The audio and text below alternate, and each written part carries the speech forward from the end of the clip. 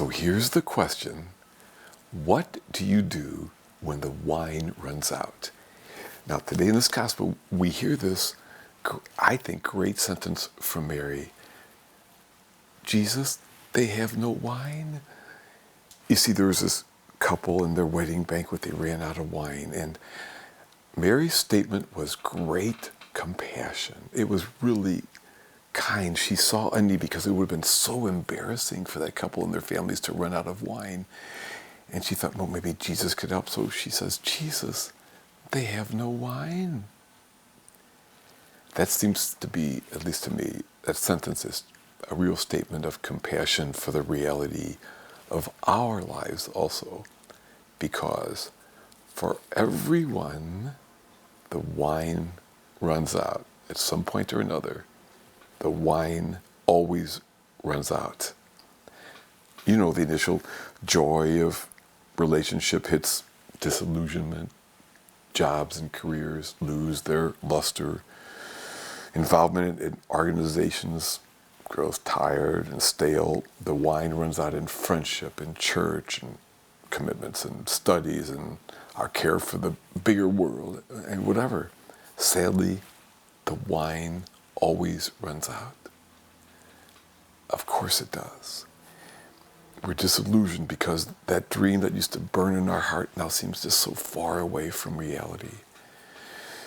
Our bodies can't do what they used to do. Maybe our minds can't either. Or we're just pulled in so many directions. There's so much that needs to be done, trying to get dad to the doctors and chauffeur the kids here and get to work and cook and clean and on and on and on and on. The exhaustion of daily activity and the relentless nature of it seems to drain the wine of life quickly. And then we just find we just don't have the same passion, time, energy to care as much. Often we numb ourselves with our phones. We spend less quality time with our kids, our spouses, our friends. We start to show up less and less for those meetings, for church, for life. And as the wine of our lives starts running dry, we're given this opportunity to realize that maybe likely, we have used more wine than we've replenished. We've not refilled that jar. So then what? What do we do when the wine runs out? Here's a key truth I have learned in life. You know, the reason we begin something is rarely the reason we finish it, right? In other words, the reason we continue is not the reason we started. When the wine runs out, put it this way, we have a choice.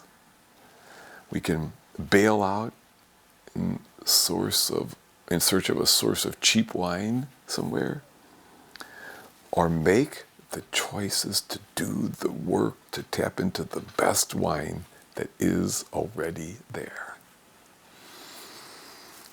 Now, please know that I am not saying that every troubled situation or relationship is redeemable. A while back, I was able to convince a friend of mine whose anger and control issues had taken a growing toll on me over the years to go to counseling together. And after a couple of sessions, it ended up that I was going by myself. And I stayed with that counselor for a few months. It was wonderful, a great gift. In that relationship, I believe I did the work. I tried. But ultimately, I chose to step away from that friendship of many years. It was the right thing to do. And in some cases, it might be the thing that you need to do. Having said that, we can often make that choice too hastily without doing the work to find out what choice wine could be available there, right? What profound value there is. So, So, if we notice that the wine has run out in some key areas of our lives, I propose 3 things for us to do.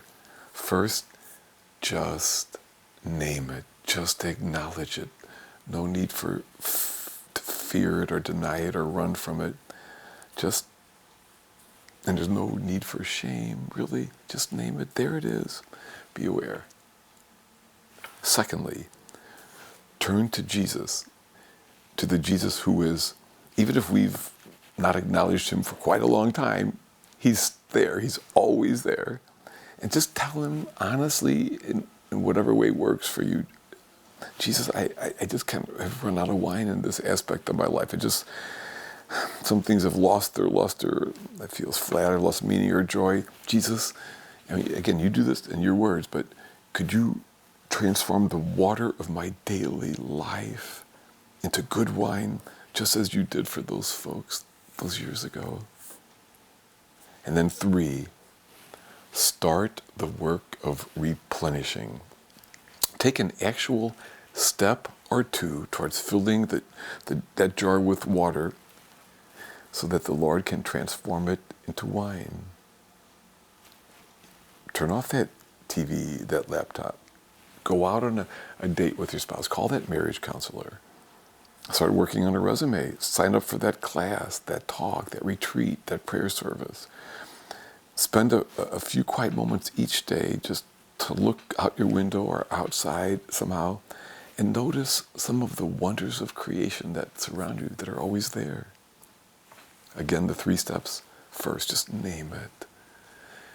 Something in me is just, and this is kind of dried up, Jesus. I name it. Then turn to him and say, Jesus, I have no more wine here. And 3, do something that nurtures your spirit, your soul. And in any of those ways I just mentioned, you are filling your jars with water so that Jesus can turn that water into wine.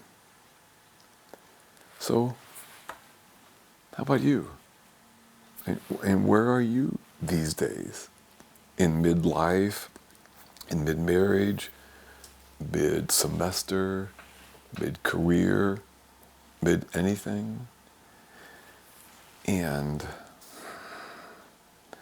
I know that with the diminishments and discouragements, the problems and pains, the losses and letting goes, you might think the best days are behind you. I say, think again.